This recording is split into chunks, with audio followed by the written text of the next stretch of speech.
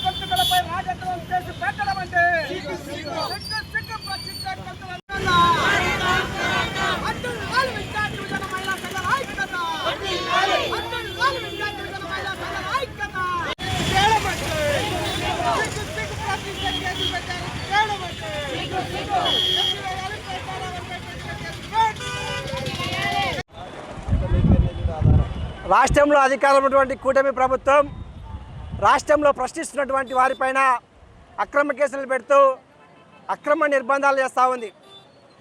YouTube channel అయినటువంటి ప్రశ్న రావణ్ను ఉప ముఖ్యమంత్రి పవన్ కళ్యాణ్ గారిని ప్రశ్నించారని చెప్పేసి దాదాపు గత 3 రోజుల నుంచి వివిధ కేసుల పేరుతో అరెస్టులు చేస్తున్నారు. బెయిల్ వస్తూ ఉన్నాయి. ఒక పక్క పవన్ కళ్యాణ్ గారు ప్రశ్నించడానికే నేను రాజకీయ పార్టీ పెట్టాను, సమస్యలను ప్రశ్నిస్తానని చెప్పినటువంటి పవన్ కళ్యాణ్ గారు మీరు ఇప్పుడు ఎందుకు ప్రశ్నలను జీర్ణించుకోలేకపోతున్నారని చెప్పేసి మేము ప్రశ్నిస్తూ ఉన్నాం. ఈరోజు రావణ్ గారు కూటమి ప్రభుత్వాన్ని ప్రశ్నిస్తే ఆయన పైన 5 రోజుల నుంచి కేసులు పెడతా ఉన్నారు. కేసులకు బెయిల్ వస్తూ ఉన్నటువంటి తరుణంలో అత్యంత ఉపా చట్టాన్ని ఉపయోగించి బెయిల్ రాగుదని చెప్పేసి అరెస్ట్ చేయడం అనేది చాలా సిగ్గుచేటు. కూటమి ప్రభుత్వం ఇప్పటికైనా కళ్ళు తెరచాలి. మీరు చేసినటువంటి అవినీతిని ప్రశ్నిస్తున్నటువంటి వారిపైన రాజద్రోహ కేసులు పెట్టడం అనేది ఇది ప్రజాస్వామ్య హక్కులను కాలవేయడం అవుతుంది. కాబట్టి ఈ ఉప చట్టాన్ని వెంటనే ఉపసంహరించుకొని రావణ్ని విడుదల చేయాలని చెప్పేసి ఏఐవైఎఫ్గా డిమాండ్ చేస్తూ ఉన్నాం. ఈరోజు అఖిల భారతీయ యువజన సమాఖ్య ఏఐవైఎఫ్ ఆధ్వర్యంలో మరి ప్రశ్న రావణ్ని అతన్ని అరెస్ట్ చేయడం, అతని పైన అక్రమ కేసులు బనాయించడాన్ని అఖిల భారతీయ యువజన తీవ్రంగా వ్యతిరేకిస్తూ ఉన్నాం. కూటమి ప్రభుత్వంగా చెప్పుకుంటున్నటువంటి మీరు ఈరోజు మీది కూటమి ప్రభుత్వం కాదు, చీకటి ప్రభుత్వం.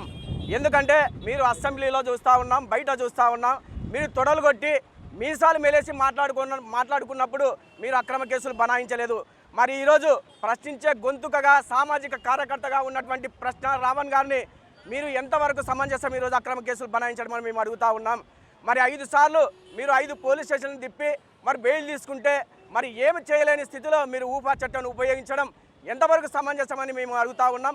కాబట్టి మీరు నిజంగా 40 సంవత్సరాల అనుభవము, మరి కూటమి ప్రభుత్వం అభివృద్ధి వైపు అడుగులు వేయాలంటే మరి ఇట్లాంటి వాటికి తిదోలకాలు ఇచ్చి ప్రశ్నించే గొంతుకలను మీరు ఖచ్చితంగా ప్రోత్సహించాల్సిన అవసరం ఎంతైనా ఉంది.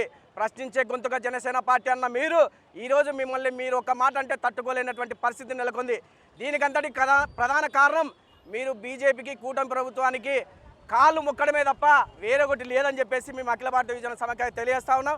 ఇప్పటికైనా ఈ అక్రమ కేసులను బనాయించినటువంటి వాటిని ఎత్తివేసి తక్షణమే అతన్ని విడుదల చేయాలని చెప్పేసి యువజన సమాఖ్యగా మేము డిమాండ్ చేస్తూ ఉన్నాం.